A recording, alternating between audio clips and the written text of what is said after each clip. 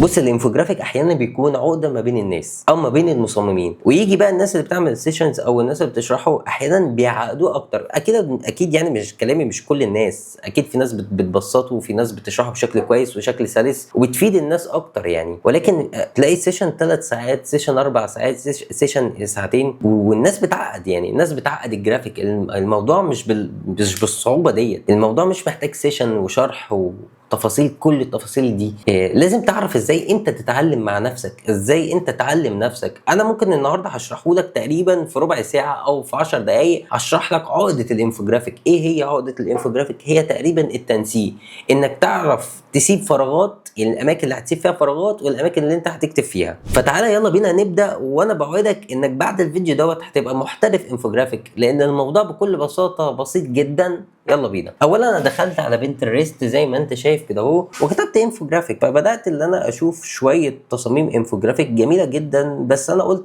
هتعلم ازاي اعمل تغذيه بصريه، بس هعمل تغذيه بصريه مفيده، مش مجرد ان انا ابص على التصميم وخلاص. انا مثلا وليكن اول تصميم طلع في وشي هو تصميم لمصممه اسمها اسماء ماجد. زي ما انت شايف التصميم الوانه كويسه، الدنيا بتاعته كويسه، ولكن زي ما قلت لك صعوبه الانفوجرافيك تكمن في التنسيق بتاعه. بس انا كل الموضوع هاخد التصميم هروح احطه على الفوتوشوب. اولا زي ما قلت لك احنا هنستبعد حوار الالوان وكل الكلام دوت. الناس معظم الناس ان شاء الله تعرف تختار الالوان والدنيا ديت، مش دوت الحوار. تحليلنا المبدئي للصوره او للتصميم، اولا في زي عنصر في النص، هو عنصر جميل جدا وشكله بسيط جدا وهادي، والتصميم هادي والوانه كويسه. ده التحليل المبدئي. تعالى نبتدي ان احنا نعمل التحليل اللي مش كل الناس بتقول لك عليه وبتصعب لك السيشن بتاع الانفوجرافيك. انت ازاي تتعلم دلوقتي؟ احنا دلوقتي عايزين نعرف ايه الاماكن اللي محطوط فيها النصوص والاماكن اللي محطوط فيها فراغات. فتصميم زي دوت، تعالى نبتدي ان احنا مثلا نروح نعمل شيبس. تعال نروح على التوب بتاع التصميم، الاماكن اللي بيتحط فيها مثلا اللوجو، الهاشتاجات، يعني الاماكن زي ديت اللي بتحط فيها الكتابه من الاخر الصغيره. يعني زي ما انت شايف هروح اخد كده شيب مثلا باللون الابيض، وابتدي اللي انا مثلا عملته بالحجم ده. شايف الشيب؟ اروح مثلا معلش اقلل بس السنه في الاوباسيتي، واروح اخد طبعا منه نسخه تانية عند 2026. تمام، احنا كده خدنا الجزء دوت والجزء دوت. الجزء بالابيض هو اللي هيكون اللي محطوط فيه الكتابه، فالجزء اللي بالابيض ده محطوط فيه الكتابه. طبعا في نسبه فراغ هنا، بس انا مش شرط ان انا يعني مش هحسب حوار الفراغ دوت، لانك انت ممكن يكون عندك اللوجو عريض، فانا ايه يعني ده جزء كتابه، بس كتابه زي ما قلت لك صغيره. بعد كده نشوف ان في فراغ ما بين الشيب الابيض دوت لحد كلمه الفرق بين الفراغ دوت. هنروح نحط مثلا شيب تقريبا يعني انا هقول اللي هو سنتي، تمام، او لحد حرف اللام او حرف الالف مثلا. هنخلي لونه المره دي باللون الاحمر. نيجي بعد كده نلاقي ان في زي كلمة اسمها الفرق بين، اهي محطوطة تقريبا في نص سنتي، في نص التصميم بالظبط. نيجي بعد كده نشوف الفراغ قد ايه. هنبتدي اللي احنا نلاقي ان الفراغ تقريبا اللي سايبه ما بين الفرق بين لحد التفكير النقدي نص سنتي. بعد كده هنلاقي كلمة التفكير النقدي دوت مكان كتابة، فاخدنا الشيب الابيض وحطيناه. هنستبعد حوار بس النقط اللي تحت حرف الياء، ونعتبر ان الجزء ده كله فراغ. فبعد كلمة التفكير النقدي اللي هو العنوان او البيك بتاع التصميم، حطت نص سنتي فراغ تقريبا اهو. احنا كده بنعمل ايه؟ احنا كده بنعمل تمبلت يعني نستخدمه بعدين في التنسيق. انا مش بقول لك اللي احنا هنقلد التمبلت دوت في كل الشغل، ولكن انا بعلمك ازاي تعمل تغذيه بصريه، بحيث ان انت بعد كده هتبتدي ان انت ايه، هتعمل تمبلت خاص بيك او تنسيق خاص بيك. زي ما انت شايف بعد كده هتلاقي هنا كلمه الشيب اللي هو التفكير الابداعي، ده اخدنا فيه شيب ابيض، ده مكان كتابه. بعد كده في فراغ ما بين التفكير الابداعي لحد الصوره اللي هي العنصر تقريبا سنتي زي الجزء اللي فوق. شايف؟ يبقى اذا في هنا سنتي وهنا سنتي ما بين اخر كلام او العنوان الرئيسي او البيك بتاع التصميم اللي موجود حاجه قويه في التصميم ده، عينيك اول حاجه هتروح عليها معمول سنتي. تمام. بعد كده اخدنا مثلا الجزء اللي هو يتحط فيه العنصر والكتابه والصوره اهو.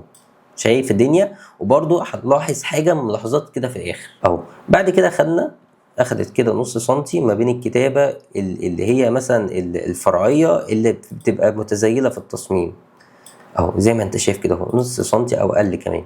بعد كده بدات اللي هي تحط، معلش كده، بدات تحط بقى ايه العناوين الفرعيه زي ما انت شايف كده اهو. بعد كده سابت فراغ حوالي نص سنتي، سابت حوالي فراغ نص سنتي اهو. بعد كده دخلت في ايه، دخلت في التفاصيل بتاعت العناوين الفرعيه. فهو الجزء الابيض ده اللي انا بحطه زي ما اتفقنا. الجزء الابيض هو الكتابه اللي هيتحط، هي الكتابه. والجزء الاحمر هو زي ما قلنا ايه، الله ينور عليك، الفراغات. تمام. بعد كده زي ما انت شايف اخدت سنتي سنتي سنتي اهو، سنتي لحد العناوين الفرعيه الجديده، سنتي فراغ. بعد كده بدات تحط الكتابه بتاعت العناوين الرئيسيه الفرعيه اللي هي باللون الاصفر. تمام. بعد كده سابت حوالي نص سنتي. احنا هنحط بعد كده استنتاجات. بعد كده حطت في الجزء الابيض اللي هي تفاصيل العناوين الفرعيه. بعد كده عملت عنوان فرع جديد خالص لانج. هي لما بتبتدي تعمل عنوان جديد خالص لانج بتسيب حوالي سنتي فراغ. بعد كده زي ما قلنا حطيت اهي الكتاب اللي هي الجزء اللي هتحط فيه الخلاصه. تمام. بعد كده سابت نص سنتي ما بينه وما بين الكتابه الفرعيه اللي خاصه بالنص. بعد كده حطت الكتابه عادي. تعال نحط الاستنتاجات بتاعتنا بشكل سريع. اذا هي اولا لما بتكون في عنوان رئيسي وحاجه جديده بتحط سنتي، ولكن مثلا التفكير النقدي والتفكير الابداعي يعتبروا نفس الشكل او نفس الحاجه بتحط نص سنتي. فنيجي بس مثلا تحت، هي بعد الصوره حطت نص سنتي، حطت نص سنتي ما بين الصوره، نص سنتي بعد الصوره. بعد كده حطت الكتابه اللي هي العناوين الفرعيه زي ما انت شايف كده اهو، وسابت نص سنتي علشان تحط اللي هي التفاصيل بتاعت العناوين الرئيسيه. بعد كده هتبتدي ان احنا تعمل ايه، عنوان جديد اللي هو استخدامه، فثابت سنتي. اذا في العناوين الجديد حوالي ثابت مسافه اكبر. بعد كده ثابت نص سنتي عشان تحط ايه، تفاصيل بتاعت العنوان اللي اسمه استخدامه. تمام. بعد كده ثابت سنتي لان هي بدات عنوان جديد، وحطت كلمه الخلاصه ثابت نص سنتي عشان تحط تفاصيل الخلاصه. شفت الدنيا، الموضوع بكل بساطه دوت بقى تمبلت عندك ممكن تمشي عليه في تصاميم تانية. طب بعد كده ممكن نعمل ايه، هنروح نجمع كل الريكتانجلز ديت. لو انت عايز تمشي بالجايدز هتروح على كلمه فيو جايدز ونروح نعمل حاجه اسمها نيو جايدز فروم شيب.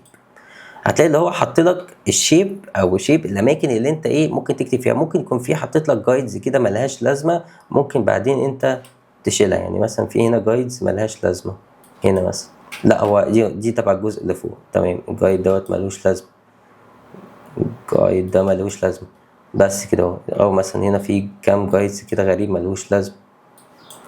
المهم يعني انت لو انت عايز تشتغل بنظام الجايدز هتلاقي الدنيا تمام. طب انا مش عايز اشتغل بنظام الجايدز، انا عايز اعمل كل دوت جروب واحفظه عندي. اروح اشيل بس الجايدز دي، احفظه كانه جروب اهو عندي كده اهو. اروح احطه بقى على اي تصميم وابتدي ان انا اشتغل بالجروب ده. انا دلوقتي هجرب اللي انا اطبق. فرحت جبت اهو التصميم زي ما انت شايف كده اهو. خلصنا حوار الشيبس او الاماكن اللي احنا نسبة الفراغ ونسبة الكتابة. فحطينا مثلا هنا اهو زي ما انت شايف الجزء التايجر دوت هو انا اعتبرته الفراغ، والجزء البينك دوت هو الجزء اللي هيتحط فيه الصورة او العنصر وبس كده. ورحت حطيت بعد كده اهو الخلفيه بتاعتي، فرضت ان هي حمراء. بعد كده حطيت اللي هو العناوين اللي هي الصغيره والهاشتاجات اللي فوق. بعد كده حطيت اللي هي الانفوجرافيك العنوان الصغير. وطبعا زي ما انت شايف اهو مسافه صغيره نص سنتي نص سنتي نص سنتي، وهنا ما كانت مسافه سنتي ما بينها وما بين الهاشتاجات. بعد كده حطيت صوره او رمز. بعد كده حطيت اللي هو التحليل التصميم ومش عارف ايه، سبت نص سنتي وكتبت العناوين الرئيسيه التفاصيل ممكن تطلع سنه فوق بس شويه. بعد كده سبت حوالي سنتي او مسافه اكبر شويه وحطيت كلمه تحليل تصميم. كسبت نص سنتي وحطيت التفاصيل. بعد كده زي ما قلت لك حطيت هنا كلمه تحليل. انا بحط كده بكتب كتابه كده هو عشوائيه. تمام. كلمه تحليل تصميم قبليها منها سبت حوالي سنتي او جزء اكبر من نص سنتي، وهنا مسافه صغيره ما بين كلمه تحليل تصميم وحد التفاصيل بتاعتها بس كده. وبعد كده عملت نويز عشان يبان اللي هو انفوجرافيك كده اهو. الدنيا بس بسيطه وسهله جدا. الموضوع شرحناه تقريبا في 12 دقيقه. الموضوع مش صعب، الموضوع سهل. دي طريقه التغذيه البصريه. مش محتاج تدخل سيشن في اي تصميم صدقني. هو ممكن يكون في شويه ناس معينه تدخل لهم لازم تعرف التكنيكال بتاعتهم، ولكن بس انا الموضوع مش معقد. انت بالتغذيه البصريه تقدر ان انت تحلل التصميم وتعمل تحترف اي حاجه بس. كان معاكم محمد قيم، والسلام عليكم ورحمه الله.